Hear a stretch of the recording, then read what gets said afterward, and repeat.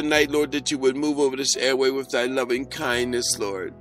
And out of thy loving kindness have I drawn the sinner, have drawn those that are in lying, lust, perversion, pride, envy, strife, unforgiveness. Jesus, heal tonight, Lord, and deliver in the mighty name of Yeshua, the Messiah, the Holy One.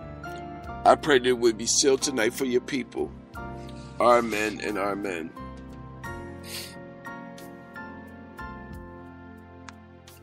I honor the Lord for his faithfulness tonight. It's good to be here. You're tuning into the I Won't Miss Live Radio with yours truly, your humble servant, Apostle Zuri Yacob-El. You know, we give God's name praise, glory, and honor. It's just been a wonderful, wonderful, wonderful day.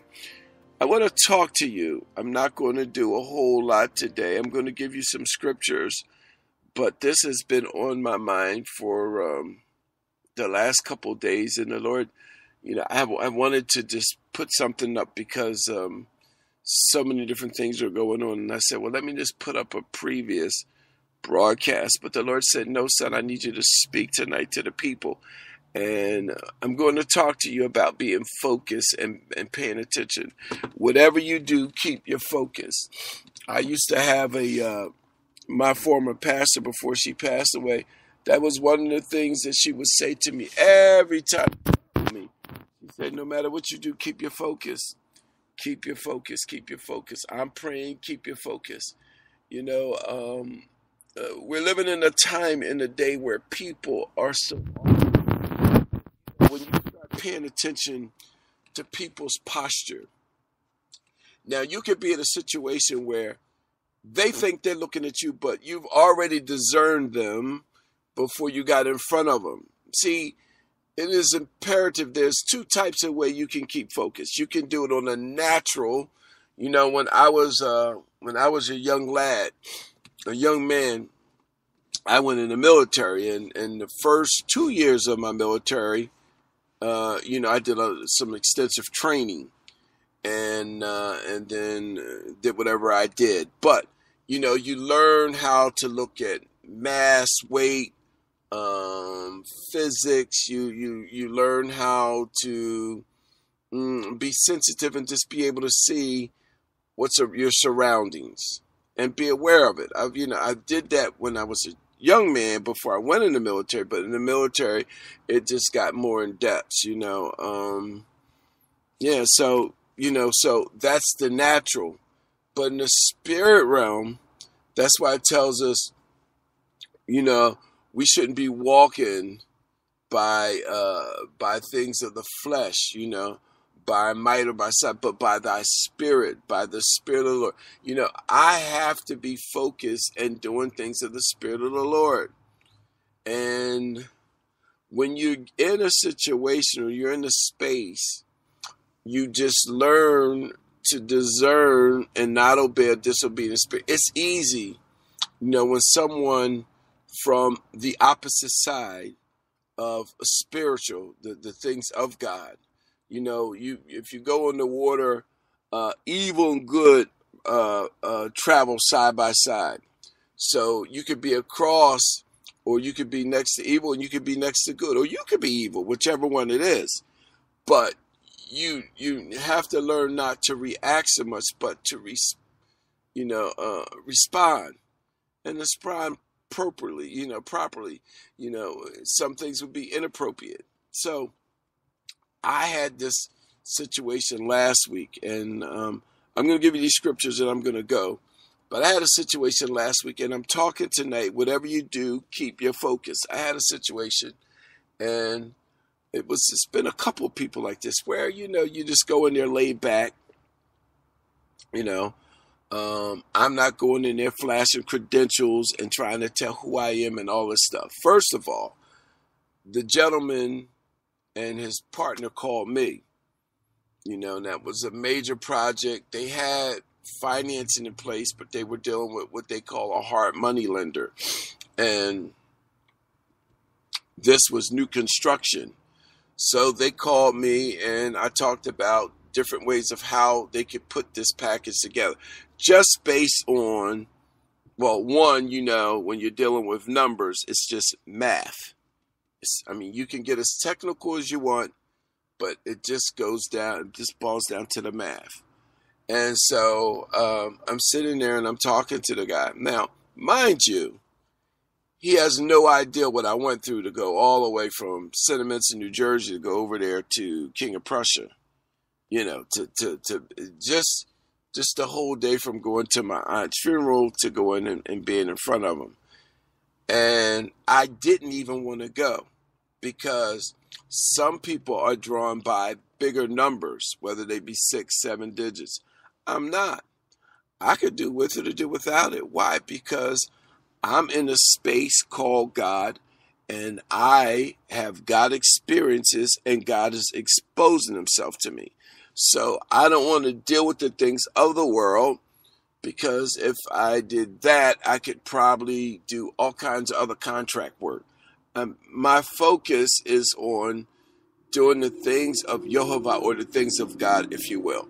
So I went to this meeting and I listened to this man, talk about himself, and he just went through all this. I never went to do to help somebody with financing, and they showed me a PowerPoint presentation, and it took about an hour and a half. I just said to myself, I never met anybody. So the next time we talked, it would have been this week. Well, one was Friday, and then this week. So during the week, he called me and he began to talk to me. And he says, well, he was telling me about the documentation and things that I give him. Now, mind you, I'm talking about keeping your focus. So I couldn't react to this person that was speaking inappropriately to me.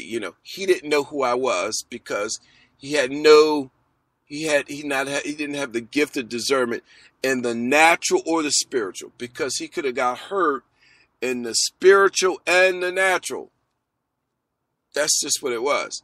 But he began to talk, and I said to him, he said, I'm going to give you what they want. I says, listen, I am they, I am he, I am them. So you give me what I asked you for, because I am them. I'm acting as a representative, and I am them. I don't have to. That's why the Bible tells us that we entertain strangers, angels. We never know who it is, so we want to be careful. We want to keep our focus. So to cut a long story short, I went back and forth, and what he needed, I got him. I got him a line. Say it was 5.5 M. And it was for more of a bank. Now, first of all, if you're doing private lending, you don't ask somebody who the bank is, because private lending ain't no bank. It's asset-based lending. It's a group of people that put a pool of money together, amen, for the purpose of investing. It's not conforming. It's non-conforming. But that don't mean anything. I'm trying to keep focus. And so what I did was, yesterday was my last time talking to this guy. And when we talked yesterday, I was able to say to him, great success, and I believe in your success story. Now, I know he has to come back around to me, but if I had not been focused on what was functioning, operating in the spirit realm, I could have closed the door that needed to stay open, because eventually he's going to need what? He's going to need help. Or God or Yehovah wants to do something with this individual. So I'm going to be talking to you today about keeping your focus, and why your focus must be on who? Your focus must be on Yehovah. We're just going to talk a little bit about keeping your focus on what? Keeping your focus on Yehovah. Let me start off with these. Just a few scriptures. Now, the secret to keeping spiritually focused is to what? To center our lives on heavenly aspects. So the secret to keeping spiritually focused is to center our lives, if you will, on heavenly aspects. All right, notice these 4 texts. Okay, in the book of Colossians, chapter 3, verse 2. Now I'm going to read a couple more scriptures with that, but let me just see. Well, yeah, let's start at verse 2. Set your mind on things above, not on earthly things. Set your mind on things above, not on earthly things. For you died, and your life is now hidden with Christ in God. That's why I often say, as the Lord gave us a couple years ago, we're in a space called God. We're having God experience. And God is what? God is about to expose himself to us. When Christ, who is your life, appears, then also will appear with him in glory. I got to read verse 4 again because that is so powerful. When Christ, who is your life, appears, then you also will appear with him in glory. I hope you, one more time, I'm going to do it with all the punctuations. When Christ, I say Yeshua the Messiah, when Yeshua the Messiah, who is your life, who is my life, appears, then you also will appear with him in glory. It is imperative that we understand why we have to stay focused on things above, because people in the natural will take you out of the spirit realm if you allow them. They do things and push certain buttons to try to get you to react opposed to respond. And it's just like seeing their downfall six moves later. You know, it's like asking a series of questions and only having 2 to 3 different responses till you box somebody into the point where they can't get out. Or if someone records you or videos you, they try to box you. You understand what I'm saying? People don't want to be sold. They want to be able to make decisions. So I'm talking to you about keeping your focus. Now listen to this. Verse 5 says, put to death, therefore, whatever belongs to your earthly nature: sexual immorality, impurity, lust, evil desires, and greed, which is idolatry. Because of these, the wrath of God is coming. Verse 7 is, you used to walk in these ways in the life you what? Once lived. But now you must also rid yourself of all such things as these: anger, rage, malice, slander, filthy language from what? From your lips. Do not lie to each other, since you have taken off the old self with its practices.